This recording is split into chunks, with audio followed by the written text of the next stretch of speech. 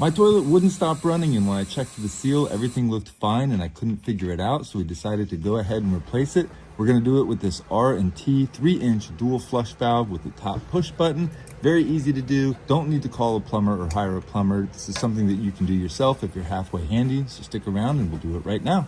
You don't need many tools for this, maybe a wrench or some pliers to help get the tank loose. Otherwise, you'll start with putting a lot of towels down. There will be some water that drips both from the water line as well as from the bowl. After that, you'll want to turn the water off and give the toilet a good flush. You'll also want to get all the excess water out of there so that it doesn't spill all over the floor, or at least most of the water. So I just use a cup and I start pouring it into the toilet. You can also just pour it right down the drain, but in any event, you'll want most of that water out of the bowl. Remove the water line simply by twisting it off.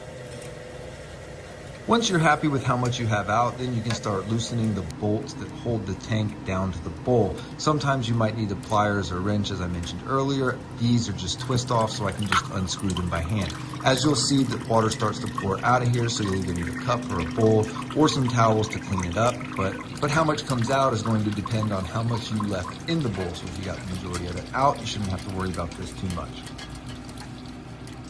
Once you disconnect both bolts and remove the water line, you can simply pick up the tank. Now it is ceramic, so you want to put it down on a soft surface like a rug or a towel. Now replacing this seal or gasket right here is going to be optional, but if you've made it this far, I highly recommend it. It's only a few dollars and it's really easy to do. It pulls off and then you'll have the male end of the pipe sticking out through the tank. I used a 12-inch slip joint wrench to help get the collar off. It was stuck pretty good, so I couldn't get it by hand. We'll do the same thing for the fill valve as we did for the flush valve, using a wrench to carefully loosen that collar and pulling it out of the top.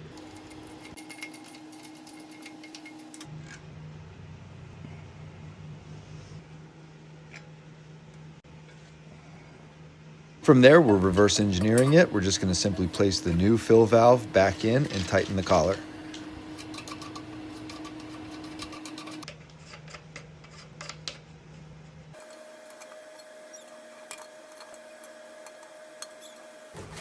Straight out of the box, you're going to want to take this apart. There's basically 3 parts to it: the collar, the valve, and the flapper. You're going to stick the valve down into the tank bowl.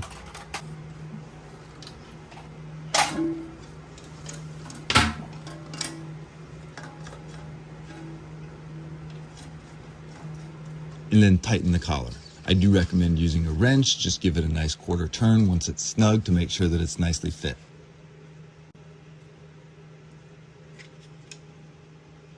And now it's simply doing the opposite of what you did to get here. You're going to slide that seal right back on, pushing it tight up against that tank to make sure that it's nice and firm on that pipe. Then when you put the tank back on, it's very important that it's level and it's flush and flat like you'll see here. You can easily maneuver the tank and slide it around to get it exactly how you need. Then you'll put the new washers and the bolts right back through those same holes. Everything should fit and line up nicely. This hardware kit doesn't come with the twist-on nuts, so you'll actually need to use either a nut driver or some sort of wrench to twist them back, but that's fine. Either way, 6 half dozen of the other, the same process. It's the same process either way. You're simply tightening that back down. Installing the flapper onto that valve is very easy to do. You'll simply stick it in from the top nice and straight. Forgive my head bobbing here, but hopefully you get the idea. It's as easy as putting it on as it is as taking it off. You can twist that flusher or flapper around so that you can have your number 1 and number 2 flushes exactly where they were before you started. Then you'll want to reconnect the water line, fill it up, and then flush it, test it, make sure everything is good to go. And the new push buttons may or may not be the right length. For me, they were way too tall, so I actually just used the old one and I cut off a little bit of the tips. They do adjust, but frankly, it wasn't adjusting enough. The new flapper was just much taller than the old one. So if they did adjust to that low, I couldn't figure it out, so I just snipped them off. I used a Sawzall and it took about 30 seconds. Most of them are plastic, so you could probably just use some sharp scissors or wire cutters or some snips or something. But after that, that's it. It's that easy. Anybody can do this. It's really not that difficult. Reach out anytime with questions or concerns. As always, I hope this was helpful, and I hope you have a wonderful day.